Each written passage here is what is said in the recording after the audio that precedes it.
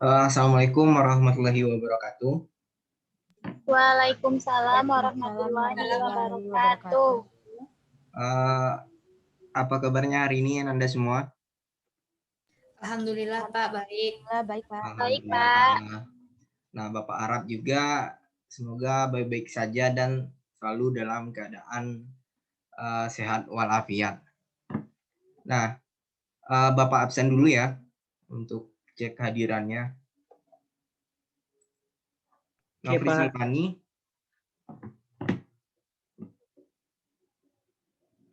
Hadir Pak. Miftahul Nur Amalia. Hadir Pak. Aryan Aswandi. Hadir Pak. Hasya Rohmah. Hadir Pak. Bunga Utari. Hadir Pak. Bunga Utari on cam ya? Ya Pak. Sri Delvi. Hadir Pak. Jeffrey Fernando. Hadir Pak. Lola Gusmarni. Hadir Pak. Berarti ada beberapa teman saudara atau teman Anda yang tidak hadir pada kelas hari ini. Mudah-mudahan nanti bisa join waktu Bapak sudah mulai pembelajarannya. Dan Bapak harap juga Anda semua bisa on kamera di pembelajaran kali ini.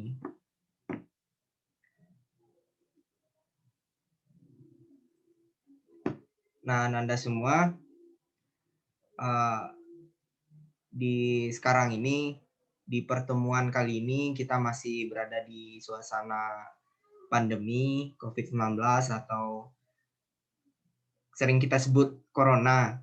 Nah, Bapak lihat kebiasaan orang-orang di sekitar kita itu sudah semakin mengabaikan virus ini yang sebenarnya masih membahayakan kita. Nah, untuk itu Bapak harap Ananda bukan orang-orang yang termasuk seperti yang Bapak sebutkan tadi, orang-orang yang mengabaikan virus ini. Anda semua tetap jaga imunitas, baik itu dengan olahraga ataupun dengan hal-hal lain, misalnya konsumsi makanan bergizi atau hal lainnya, sehingga bisa terhindar dari virus corona. Dan juga Bapak ingatkan Ananda semua untuk selalu berhati-hati ketika berkegiatan di luar rumah. Apalagi teman-teman di sini banyak yang berkegiatan ekstrakurikuler, misalnya seperti pramuka, PMR, dan sebagainya. Nah, itu kan kegiatannya banyak di luar rumah atau di lapangan. Nah, waktu kegiatan itu tetap terapkan protokol kesehatan, sering pakai masker dan juga mencuci tangan sesering mungkin. Nah, Anda semua itu harapan Bapak untuk Anda semua sebagai pembuka pelajaran hari ini. Nah, untuk ketuanya hadir. Zikri hadir? Enggak ya? Wakilnya Aryon, tolong pimpin doa teman-temannya.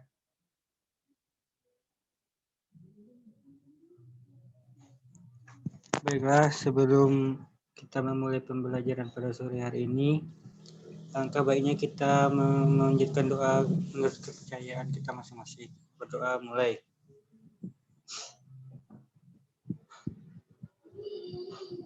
Baiklah, berdoa selesai. Semoga pembelajaran kita pada sore hari ini berjalan dengan lancar dan penuh hikmat. Amin. Terima kasih Ananda Aryon. Nah, pada hari ini kita udah pertemuan yang keberapa ini? Mungkin yang kesekian kali ya untuk pertemuan mata pelajaran geografi. Nah, sesuai dengan silabus dan RPP, hari ini kita akan membahas mengenai materi tentang kependudukan di Indonesia. Nah, sebelum Bapak lebih jauh berbicara mengenai masalah kependudukan di Indonesia, ini Bapak jelaskan dulu beberapa tujuan pembelajaran yang diharapkan bisa tercapai pada pembelajaran hari ini. Yang pertama, Ananda semua diharapkan bisa mengenali dinamika kependudukan di Indonesia untuk perencanaan pembangunan. Sehingga pembangunan di Indonesia ini berdasarkan studi kependudukan. Sehingga pembangunan ini bisa dikatakan sebagai pembangunan berkelanjutan. Kemudian Ananda semua juga diharapkan bisa menganalisis dinamika kependudukan yang terjadi di Indonesia. Kemudian diharapkan menemukan solusi-solusi atas permasalahan kependudukan yang terjadi. Tentunya solusi-solusi praktis yang bisa kita lakukan sebagai seorang siswa. Nah, Anda semua juga diharapkan bisa menganalisis dan menyajikan data kependudukan. Jadi bukan hanya bisa menganalisis dan mengenali saja, Anda semua juga diharapkan nantinya bisa menyajikan data kependudukan.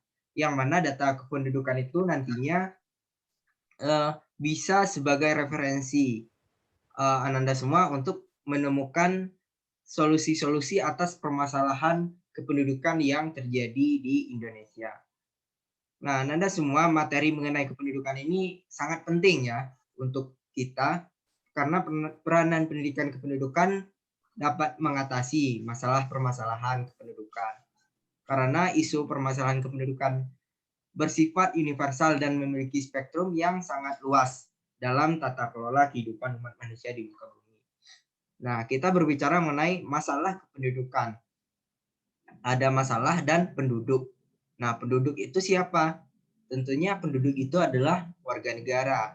Nah, kita kan sebagai warga negara, yang artinya masalah penduduk itu adalah masalah kita atau masalah orang-orang di sekitar kita yang harus kita cari solusinya. Karena hal itu terkait dengan kehidupan kita juga. Begitu, Ananda semua. Bapak izin share screen dulu ya.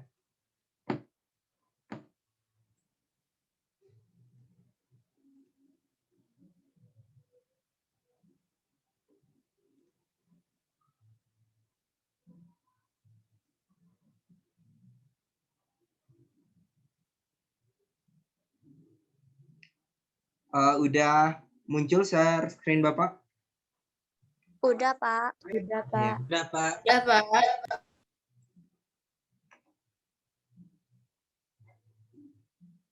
Jelas kelihatan tulisan-tulisannya? Jelas, Pak. Jelas, Pak. Nah, sebelum kita masuk ke materi inti, ini Bapak sajikan dulu beberapa data kependudukan di Indonesia. Ini sesuai dengan hasil sensus penduduk di tahun 2020. Siapa yang tahu sensus dilaksanakan berapa kali tahun atau berapa tahun sekali? Ayo, ada yang tahu? Sensus dilaksanakan berapa tahun sekali? 10, Pak. Sekali. 10. Ada yang lain?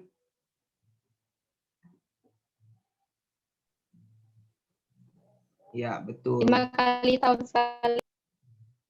Sensus penduduk itu dilaksanakan 10 tahun sekali. Tetapi ada yang namanya survei antara survei yang dilaksanakan antara pelaksanaan sensus penduduk yang 10 tahun sekali. Artinya jika dilakukan 2010 dan 2020 itu ada survei yang pada tahun 2015. Survei ini berguna untuk mengupdate atau memperbarui data sensus yang terakhir. Artinya walaupun sensus dilaksanakan 10 tahun sekali, tetapi datanya tetap terjaga keterbaruannya.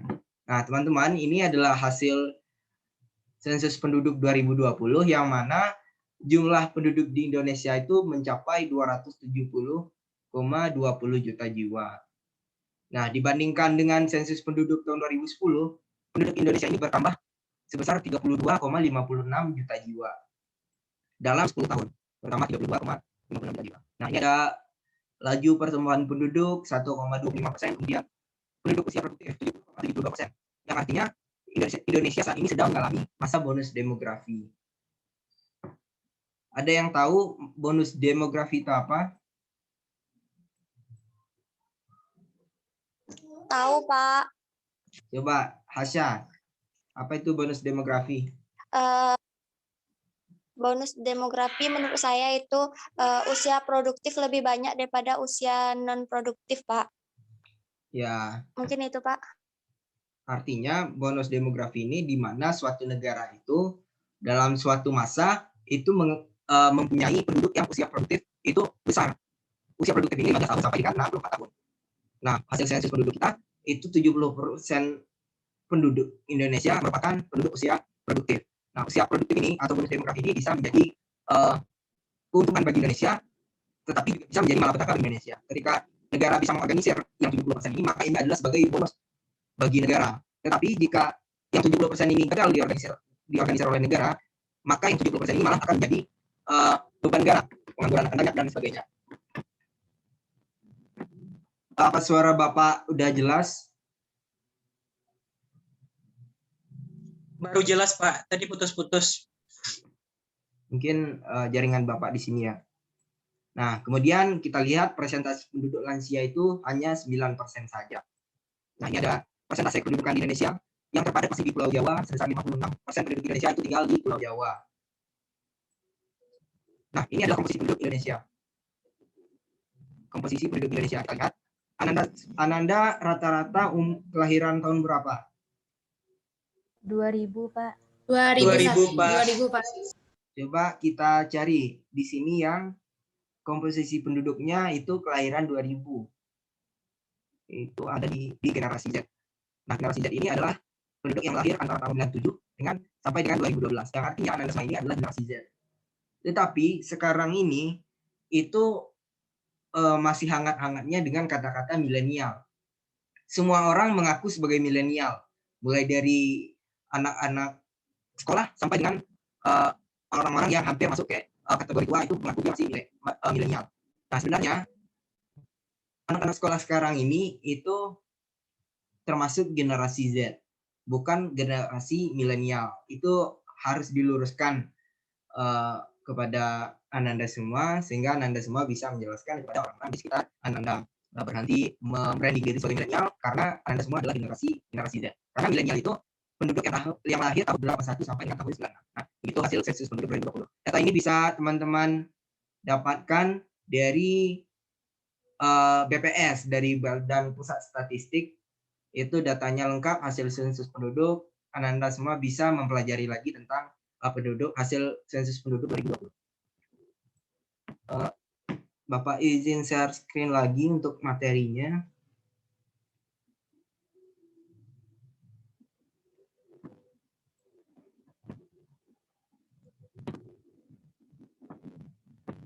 Udah muncul share screen Bapak kira-kira Pak?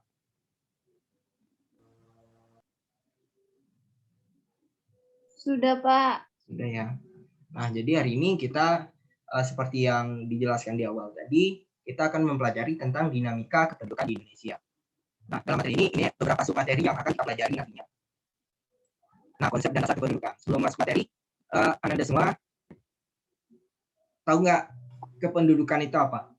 Atau penduduk itu apa? Yang terlintas saja di pikiran.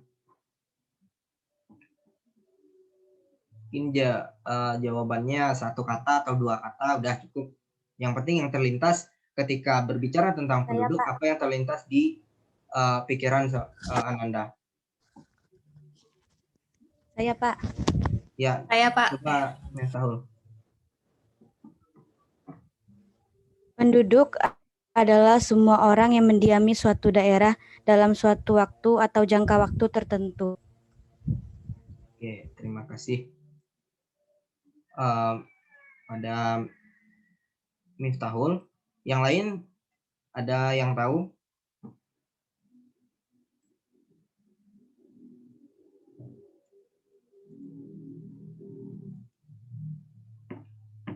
Oke, kita lanjutkan. Nah, ini penduduk menurut undang-undang. Bisa Ananda semua baca bahwa penduduk adalah orang yang dalam materannya sebagai pribadi, anggota keluarga, anggota masyarakat, warga negara, dan himpunan kuantitas yang bertempat tinggal di suatu tempat dalam batas wilayah negara pada waktu yang tertentu. Kemudian ada juga nih, penduduk menurut Tri Setianingsih. bisa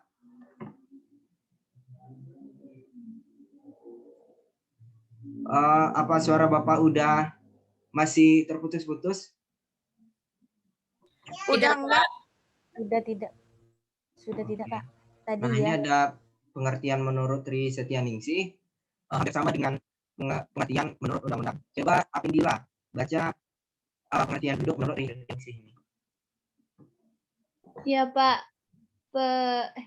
penduduk menurut Riset Setianingsih, penduduk adalah setiap warga negara yang tempat tinggal di daerah dalam waktu 6 bulan atau lebih, tetapi ada keinginan untuk menetap. Udah Pak. Jadi pengertiannya hampir sama, 11-12, hanya bahasanya saja yang mungkin berbeda. Next. Pengelompokan penduduk. Pengelompokan penduduk ini di Indonesia biasanya ada 5. Pengelompokan itu berdasarkan biologis, geografi, sosial, budaya, dan ekonomi. Nah, di sosial misalnya, itu pengelompokan penduduk ada yang berdasarkan pendidikan dan juga status misalnya status pernikahan. Dan Suaranya Pak, putus-putus. Masih iya Pak, putus-putus. putus-putus. Iya Pak. Sekarang masih putus-putus. Udah Sekarang jelas Pak. Udah Pak. Maaf ya. Mungkin karena jaringan di sini ya, jaringan Bapak yang ada sedikit gangguan.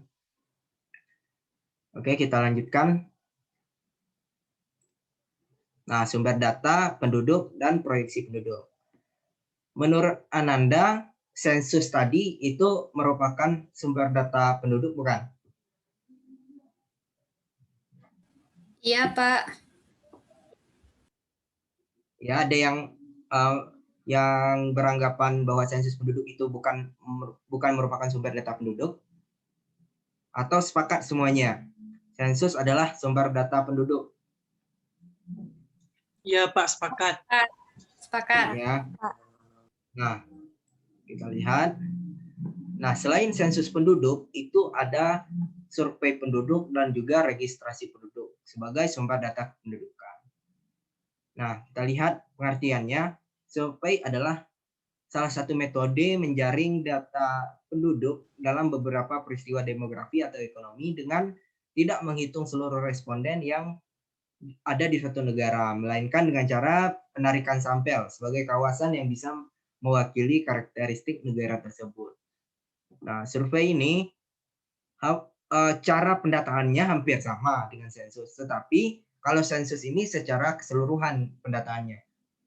Sedangkan survei itu pendataannya hanya mengambil sampel saja, yang menurut surveyor ini sampel itu bisa mewakili keseluruhan. Salah satu contoh survei penduduk itu adalah survei ekonomi. Survei ekonomi. Jadi yang disurvei itu hanya sampel saja yang bisa mewakili ekonomi di Indonesia. Kemudian registrasi penduduk. Nah, registrasi ini biasanya sudah dilaksanakan atau dilakukan ketika kita bahkan baru lahir ke dunia. Tentunya bukan kita yang meregistrasi, tetapi kita yang terregistrasi. Tentunya orang tua misalnya ketika lahir, orang tuanya membuat akte kelahiran. Nah, dengan membuat akte kelahiran tentunya orang tua Ananda akan memberikan beberapa data kepada instansi terkait, yang artinya orang tua Ananda meregistrasikan atau mendaftarkan Ananda ke instansi tersebut, sehingga instansi memperoleh data mengenai Ananda. Pengertiannya bisa Ananda lihat di sini, tidak perlu Bapak baca lagi karena mungkin sudah bisa memahaminya. Nah, kemudian kita masuk ke proyeksi penduduk. Proyeksi penduduk adalah perhitungan jumlah penduduk menurut komposisi umur dan jenis kelamin di masa yang akan datang, berdasarkan arah perkembangan fertilitas, mortalitas, dan migrasi. Nah, ini adalah rumus dari proyeksi penduduk. PT sama dengan P0 dalam kurung 1 ditambah R pangkat N. di mana ini keterangannya PT adalah jumlah penduduk tahun terakhir, P0 jumlah penduduk tahun awal, konstanta angka tetap, jadi 1 ini tetap, berapapun jumlah P0, PT, dan R dan N, 1 ini akan tetap menjadi 1. Nah, pertumbuhan penduduk itu di dalam persen, selisih tahun N itu adalah selisih tahun antara PT dan PO. Nah, ini ada soal, ada yang bisa tahu berapa hasilnya?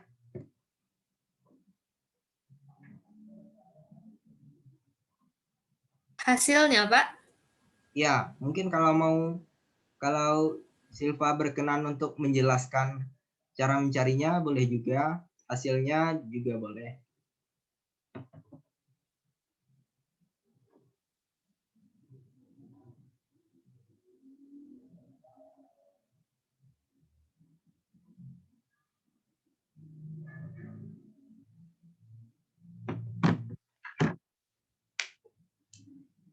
Bisa, Silva?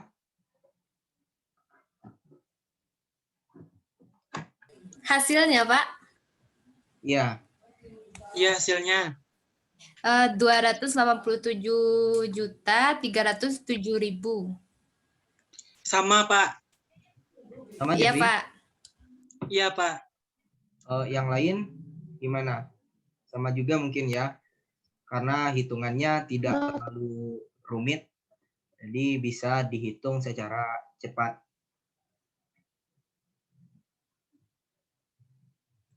Nah, kita lihat 287.307.000, betul? Iya, Pak. Betul. Pak. Pak. Lihat di sini cara mencarinya. Tinggal jumlah-jumlahkan aja, nggak ada rumus yang rumit. Ini selesaikan yang di dalam kurung dulu, 1,25% dijadikan pecahan biasa, ditambahkan dengan 1 itu 1,0125 dipangkatkan dengan 5, artinya 1,0125 ini dikalikan sebanyak 5 kali. Kemudian dikalikan dengan yang di luar 270 juta, akan mendapatkan hasil 287.307.000. Dan jadi proyeksi penduduk di Indonesia untuk tahun 2025 dengan tingkat pertumbuhan penduduk 1,25% per tahun adalah 287 sekian juta. Nah, artinya ini adalah bisa dibilang prediksi jumlah penduduk di tahun 2025 berdasarkan laju pertumbuhan penduduk. Next. Nah, mengingat semua rencana pembangunan baik ekonomi maupun sosial menyangkut pertimbangan tentang jumlah serta karakteristik dari penduduk di masa mendatang, proyeksi mengenai jumlah serta struktur penduduk dianggap sebagai persyaratan minimum untuk proses perencanaan pembangunan. Nah, ini ada contoh-contohnya. Misalnya, di bidang, Bapak ambil contoh di bidang pendidikan. Nah, kenapa proyeksi penduduk itu menjadi persyaratan minimum untuk perencanaan pembangunan, misalnya di bidang pendidikan, misalnya di 2025 tadi, sekarang kan 2021. Nah, 2025 kan kita udah tahu prediksinya penduduk kita bakalan berapa. Yang artinya kita juga bisa menyesuaikan pembangunan di bidang pendidikan saat ini. Sehingga pembangunan di bidang pendidikan saat ini itu bisa memenuhi kebutuhan di tahun 2025 nanti. Tentunya kalau berbicara pembangunan akan mengalami proses yang cukup panjang. Sehingga misalnya 2025, nggak mungkin pembangunan untuk 2025 itu hanya kita lakukan pada 2025 saja. Tentunya butuh persiapan di tahun-tahun sebelumnya dengan pertimbangan proyeksi penduduk tersebut. Di bidang pangan begitu juga, di bidang kesehatan, tenaga kerja, dan di bidang produksi barang dan jasa. Jadi proyeksi pendudukan ini sangat penting untuk perencanaan pembangunan ke depannya. Sehingga pembangunan bisa termanfaatkan dengan baik dan sesuai kebutuhan. Komposisi penduduk. Nah, coba Bapak minta siapa nih? Bunga Utari, coba Bunga Utari bacakan ke teman-temannya. mengenai komposisi pendudukan ini?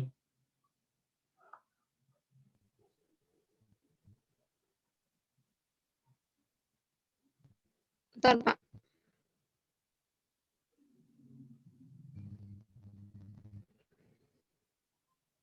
Komposisi penduduk mengingat semua rencana pembangunan, baik ekonomi maupun sosial, menyangkut pertimbangan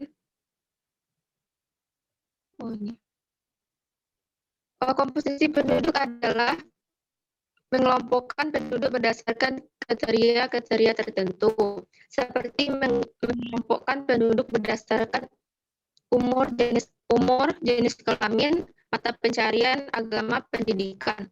Menurut Said Rusli dalam Bagos Mantra 2003 pada halaman 23, bahwa komposisi penduduk menggambarkan susunan penduduk berdasarkan karakteristik tertentu. Komposisi penduduk juga dapat diartikan sebagai mata statistik dari statistik kependudukan yang membahas penduduk berdasarkan umur atau usia dan jenis kelamin. Dengan demikian, komposisi penduduk secara sederhana merupakan pengelompokan penduduk berdasarkan usia dan jenis kelamin.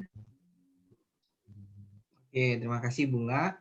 Nah, dari teman-teman kan bisa memahami dari apa yang dibacakan oleh Bunga Utari dan juga melihat media Bapak atau PPT Bapak, mana apa itu komposisi penduduk seperti di awal tadi yang Bapak sajikan. Itu kan ada komposisi penduduk di mana penduduk dibagi berdasarkan umur atau tahun kelahiran. Ada milenial, ada generasi Z, dan ada baby boomer dan sebagainya. Artinya, secara sederhana komposisi penduduk adalah pengelompokan penduduk berdasarkan usia dan jenis kelamin. Bisa dipahami, Ana? Bisa, Pak.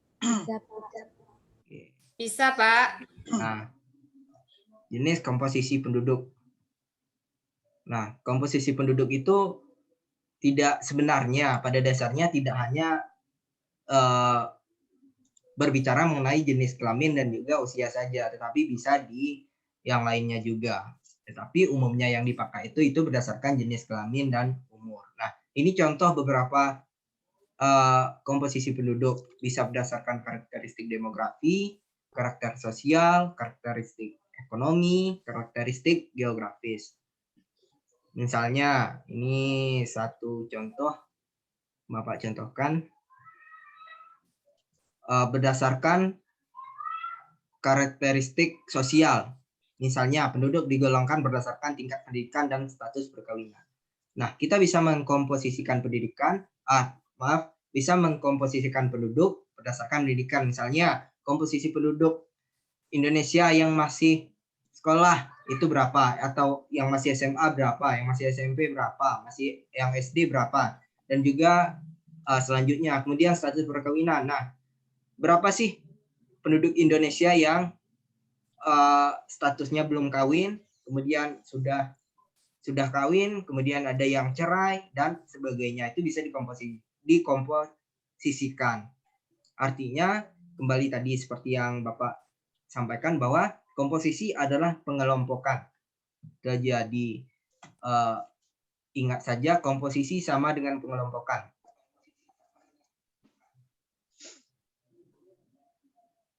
Nah, oke, Nanda sudah di penghujung nih materinya. Udah di penghujung. Bapak harap nih ada yang bertanya. Nanti kita sistemnya jawab pertanyaan, kita saling lempar-lempar. Saling lempar pertanyaan. Oke, Pak. Nanti jika temannya ada yang bertanya, teman-temannya yang lain harus menyiapkan juga jawabannya. Nanti Bapak sempurnakan. Gitu. Silakan, ada yang mau bertanya? Saya, Pak. Ya, silakan. Bertanya, Pak. Baik, terima kasih, Pak. Tadi ada salah satu poin materi dari Bapak mengenai proyeksi penduduk, di mana menghitung proyeksi penduduk, kita memerlukan R atau rasio atau pertumbuhan. Yang ingin saya tanyakan, Pak, seberapa akuratkah proyeksi penduduk dalam memetakan jumlah penduduk pada tahun berikutnya?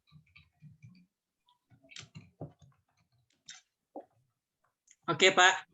Oke, terima kasih kepada Jeffrey.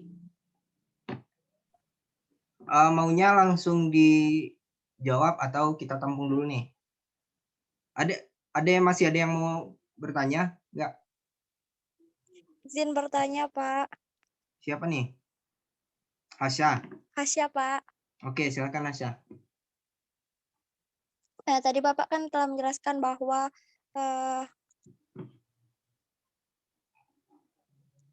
bonus demografi itu membawa dampak negatif dan positif.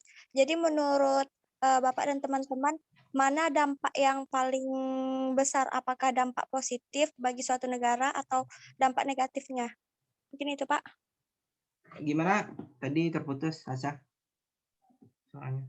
Kan tadi Bapak menjelaskan kalau dampak dari bonus demografi itu ada dampak positif dan dampak negatifnya. Terus bagaimana menurut Bapak dan teman-teman, apakah lebih banyak dampak positifnya atau lebih banyak dampak negatifnya, Pak? Mungkin itu, Pak. Oke, terima kasih Hasya. Nah, masih ada? Bapak rasa cukup ya 2 pertanyaan karena waktu kita juga dikurangi di masa pembelajaran daring atau di masa corona ini. Nah, kita ke pertanyaan Jeffrey terlebih dahulu. Seberapa akuratkah proyeksi penduduk? Nah, menurut teman-teman coba sampaikan berapa dari kalau dipersentasekan berapa persen keakuratannya menurut Ananda? Ada yang bisa? Sebutkan saja yang terlintas saja di pikirannya.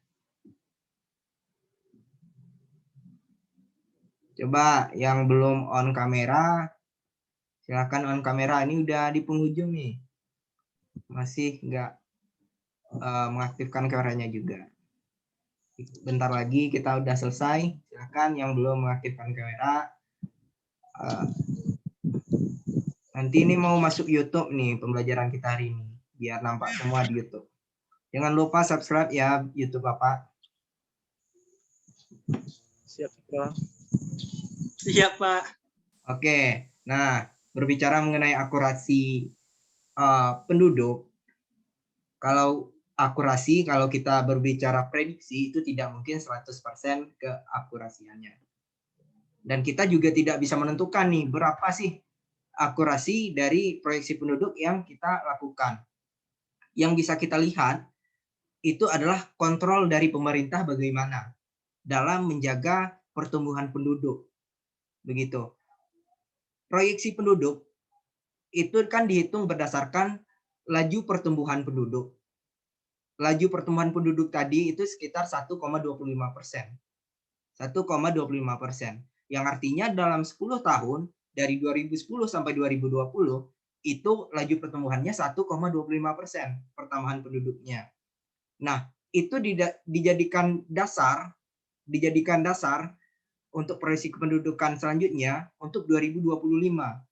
Nah, jika di rentang waktu dari 2021 ini sampai 2025, pemerintah mampu untuk menjaga laju pertumbuhan penduduk atau mampu mengontrol laju pertumbuhan penduduk itu sebesar 1,25% juga atau di sekitaran 1,25% juga. Tentunya keakurasian perhitungan kita nanti akan tidak jauh berbeda dengan kenyataannya di tahun 2025. Tetapi jika out of control atau di luar kontrol pemerintah laju pertumbuhan penduduk itu, maka keakurasiannya itu juga tidak akan bisa kita menjadi patokan. Maka akan menurun. Jadi kuncinya adalah bagaimana pemerintah bisa menjaga laju pertumbuhan penduduk itu hanya di kisaran 1,25%. Jika tetap 1,25% dari 2021 sampai 2025, maka keakurasiannya bisa dibilang cukup tinggi untuk 2025. Jika tidak bisa mengontrol, maka akurasinya justru akan menurun juga. Begitu, Jeffrey. Gimana? Oke, Pak. Terima kasih, Pak. Saya paham, Pak, jawabannya. Ya, terima kasih, Jeffrey. Teman yang lain ada yang mau menambahkan jawaban dari Bapak? Mungkin tidak setuju dengan pandangan Bapak itu.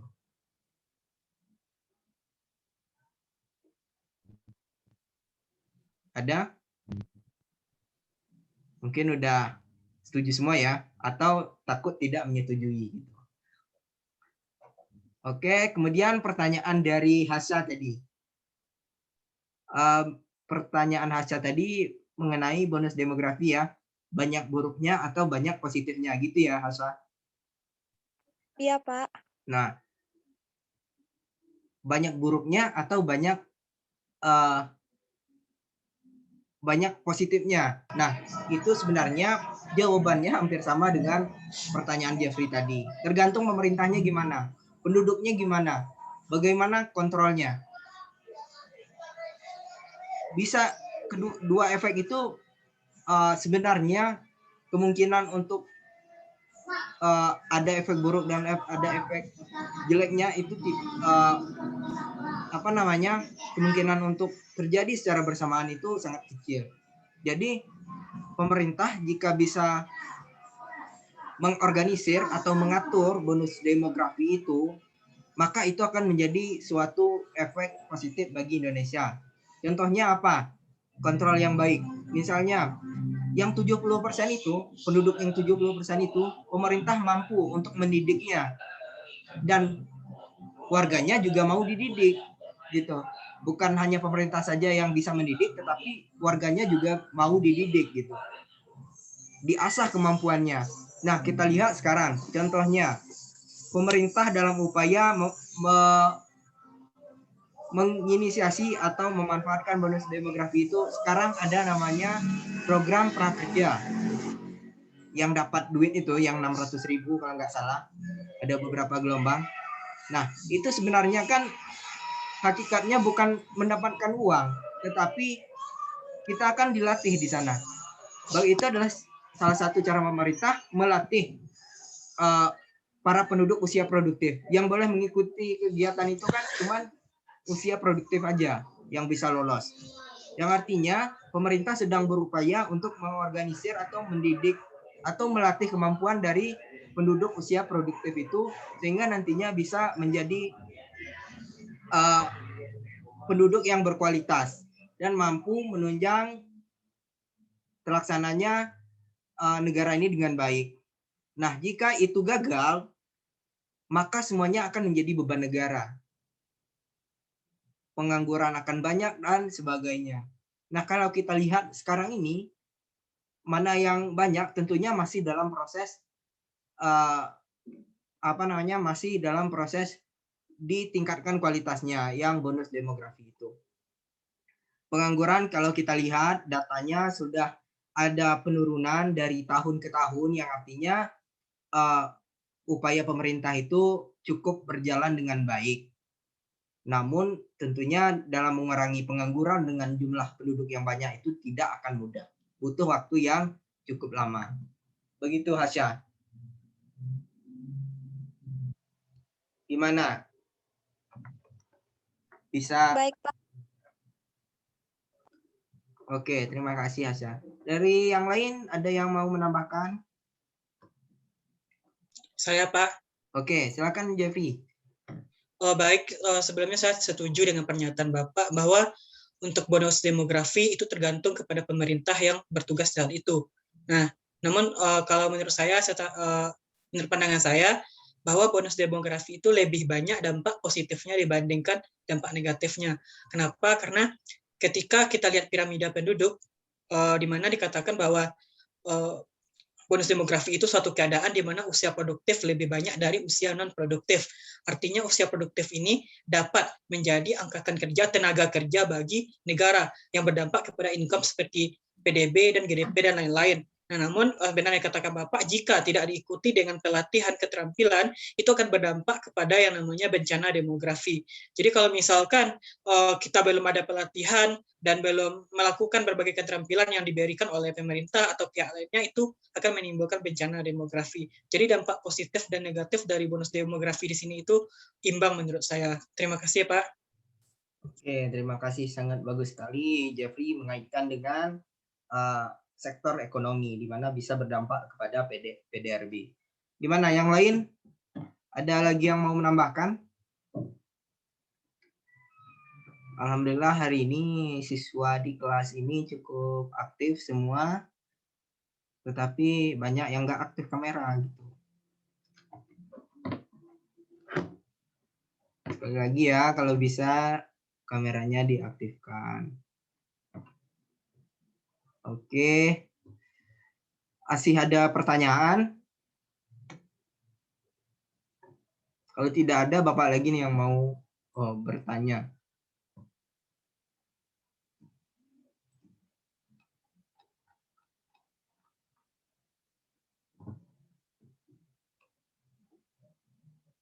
Oke, kita kuis ya untuk di penghujung pembelajaran kita hari ini.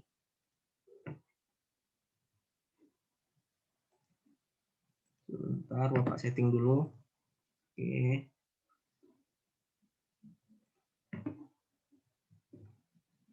Sudah kelihatan? Sudah, Pak. Sudah ya. Oke, pertanyaan pertama. Ini salah nggak salah akan mendapatkan poin ya. Kalau berhasil jawab betul, poinnya akan lebih banyak. Kalau salah juga dapat poin. Yang nggak jawab sama sekali juga nggak dapat poin. Oke, pertanyaan pertama. Siapa yang bisa? Hasya, Pak. Saya, Pak. Asya dulu. Daerah, Pak, jawabannya, Pak. Daerah. Kita lihat 1, 2, 3. Oke, betul. Hasya dapat poin 10. Pertanyaan selanjutnya. Ayo, siapa? Apakah jawabannya Anya Geraldine? Memang Masih. belum muncul ya, Pak? Belum muncul lagi, Pak. Belum? Belum diganti, Pak. Masih nomor 1. Iya. Udah? Belum, Pak. Belum, Pak. Ya. Yang tadi. Sekarang Daerah. udah? Belum. Pak. Belum juga? Belum, Pak. Belum, Masih yang Pak. tadi. Oh, ini terpause.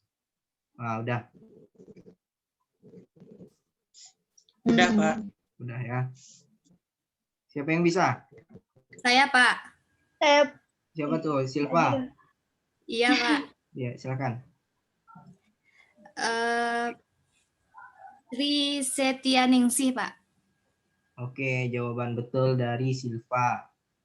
Pertanyaan selanjutnya.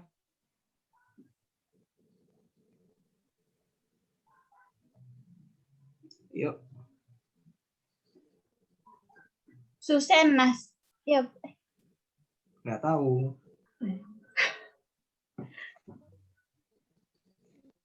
Sensus.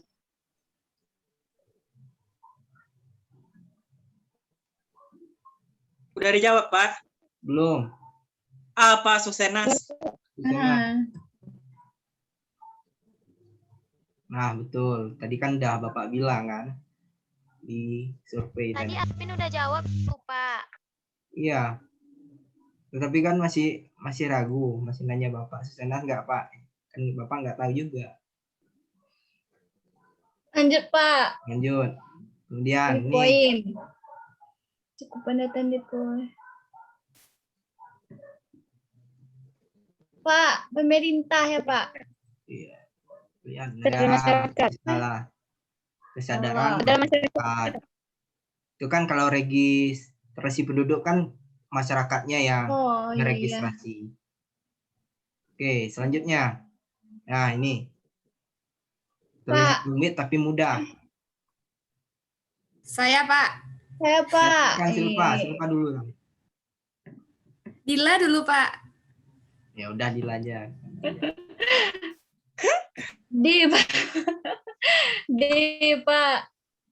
D. Oke, PT sama.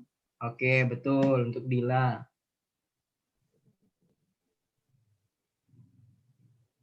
Kemudian udah kejawab, Pak. Udah kita skip aja. Nomor 7.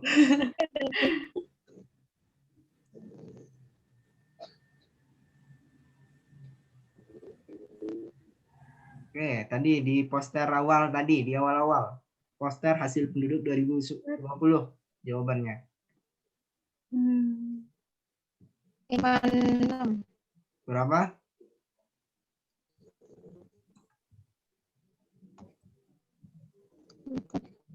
Berapa Bunga? 56, Pak. 56. Bismillahirrahmanirrahim. Pak. Benar, Benar, 56,10. 56. Nah ini baby boomer, baby. Pak, Ya silakan Gila. Pak. 1946 sampai 1964. Oke betul. Baby boomer ini ya udah tua ya, jangan dilihat dari kata babynya aja. Nah ini juga ada di poster awal tadi. Apa yang di mana? Laki-laki, Pak. Laki-laki. Lihat ya. Ya, Pak. Siapa yang jawab tadi? Bunga, Pak. Bunga. Nah, itu Pak. Perempuan, Pak. Ini, Oke. Pak. Betul, laki-laki. Nah, pertanyaan terakhir. Ini poinnya 20. Pak. Berapa? 1,25. Siapa tuh? Sama, Ma. Soal Apa? tadi ya. Beda. Iya. Oke, Beda, tadi ada ya. Betul, 1,25. Ini kan waktu tadi pas bagian proyeksi penduduk juga ada Bapak sebutkan berapa laju pertumbuhan penduduk, di poster juga ada. Terima kasih Anda semua yang sudah mengikuti pelajaran hari ini dengan baik, dengan aktif. Walaupun kameranya nggak aktif, nggak apa-apa. Yang udah dapat poin tadi, pertahankan untuk pembelajaran selanjutnya, tetap aktif. Dan yang belum berkesempatan menjawab tadi, di pertemuan selanjutnya juga akan ada kuis-kuis menarik. Terakhir, karena sudah panjang pembelajaran kita hari ini, ada yang bisa menyimpulkan pembelajaran kita hari ini? Bukan ada yang bisa ya, tapi harus bisa. Ya Pak? Sebelum Bapak tunjuk. Saya, Pak. Oke, Jeffrey lagi. Selain Jeffrey ada nggak? Bunga, Pak, Bunga. Bunga ini Saya, apa gambarnya? Silve. Siapa? Saya, Pak. Bunga ada, Pak. Miftahul, Pak. Oke, silakan Miftahul. Jeffrey udah tadi. Penduduk adalah semua orang yang mendiami suatu daerah dalam suatu waktu atau jangka waktu tertentu. Pengetahuan tentang kependudukan adalah penting untuk lembaga-lembaga swasta maupun pemerintahan, baik di tingkat nasional maupun daerah. Pendidikan kependudukan telah menjadi isu dunia. Maaf Pak, sebelumnya Pak. Ya. Pendidikan kependudukan telah menjadi isu dunia ditandai dengan adanya Deklarasi Kependudukan PBB tahun 1987 bahwa pemecahan masalah kependudukan harus dilakukan secara terencana, sistematis, dan komprehensif dalam jangka panjang dengan mengikut sertakan bidang dan sektor pembangunan terkait termasuk pendidikan. Sekian Pak dari saya Pak. Oke, terima kasih Miftahul Rahmalia, sangat baik kesimpulannya. Nah, tentunya teman-temannya yang lain juga memiliki kesimpulannya sendiri dengan bahasa-bahasa yang berbeda-beda yang bisa dipahami oleh Ananda sendiri, walaupun tidak bisa tersampaikan. Tapi ya, Bapak yakin Ananda semua mempunyai kesimpulan sendiri-sendiri. Jangan lupa materi ini tidak cukup hanya di sini, silakan dipelajari lagi di rumah, manfaatkan internet, buku ajar atau buku belajar, baca artikel-artikel tentang kependudukan untuk memperkaya materi, agar materi hari ini bisa disempurnakan oleh masing-masing. Oke, mungkin sekian saja pembelajaran kita hari ini. Mohon maaf jika ada perkataan Bapak yang kurang mengenakan di Ananda semua. Mohon dimaafkan. Lebih dan kurang Bapak mohon maaf. Bapak tutup. Wassalamualaikum warahmatullahi wabarakatuh. Waalaikumsalam Waalaikumsalam warahmatullahi wabarakatuh. Oke, terima kasih.